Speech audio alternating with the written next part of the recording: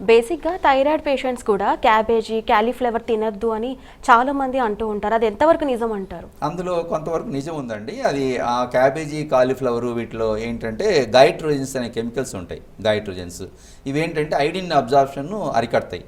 Iodine absorption అరికట్టినప్పుడు మనకి iodine తగిన పరిమాణంలో లేనప్పుడు ఈ హైపోథైరాయిడిజం అనే జబ్బు అనేది వస్తుందండి. మరి వీళ్ళు ఎలాంటి ఆహార పదార్థాలు తీసుకుంటే మంచిదంటారు? ఇవి తప్ప మిగతా అన్నీ తీసుకోవచ్చు అండి. క్యాబేజీ, కాలీఫ్లవర్ ఇటువంటివి తప్పనిచ్చేసి మిగతా అన్నీ తీసుకోవచ్చు. స్కిన్ డిసీజ్ కూడా వస్తూ ఉంటుంది కొంతమందికి. సో దానికి కూడా ఆహారానికి ఏమైనా లింక్ ఉందంటారా? అంటే ఆహార పదార్థాల వల్లనే స్కిన్ డిసీజ్ వస్తుంది అంటారా? అలా ఏముండదండి. అలర్జీ ఉన్నప్పుడు ఒక పదార్థానికి కొంతమంది కొన్ని పదార్థాలు పడవు. అవి పడనప్పుడు మందులు ఎలా పడవో అలాగే ఆహారం కూడా కొన్ని ఆహారాలు కొంతమంది ఫిష్ తీసుకున్నప్పుడు, కోడిగుడ్డు తీసుకున్నప్పుడు, మిల్క్ ప్రొడక్ట్స్ తీసుకున్నప్పుడు పడినప్పుడు అలా వస్తుంది తప్పనిచ్చేసి. అవి ఇతరత్ర రిలేషన్ ఏమి ఉండదు. ఏదైనా మందుకైనా ఆహారానికైనా కూడా అలర్జీ అనేది అంటే ఒకసారి అలర్జీ మనకు తెలిసిపోతుంది. ఆ ఫుడ్ తీసుకున్నప్పుడు మనకు అలర్జీ వస్తుంది. దాని దూరంగా ఉండడమే ఉత్తమం.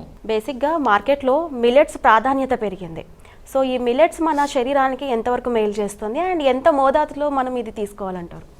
మిల్లెట్స్ అన్నది ప్రివెంటివ్ ఆస్పెక్ట్లో మంచి పరిణామం. అంటే ఇప్పుడు మీలాంటి వాళ్ళు అంటే యంగ్ పీపుల్ ఆరోగ్యంగా ఉన్నవాళ్ళు మిల్లెట్స్ తింటే కొంతవరకు జబ్బులు రాకుండా నివారించవచ్చు. కానీ జబ్బులు ఆల్రెడీ వచ్చిన తర్వాత బీపీ, షుగరు, గుండె జబ్బులు ఇవన్నీ వచ్చిన తర్వాత మిల్లెట్ డైట్ వల్ల పెద్ద ప్రయోజనం ఉండదండి. ఎందుకంటే మిల్లెట్స్కి మన బియ్యానికి, రైస్కి ఎంత తేడా అంటే జస్ట్ 5 to 10% మాత్రమే తేడా. మిల్లెట్స్కి దానికి 5% తేడా ఉంది.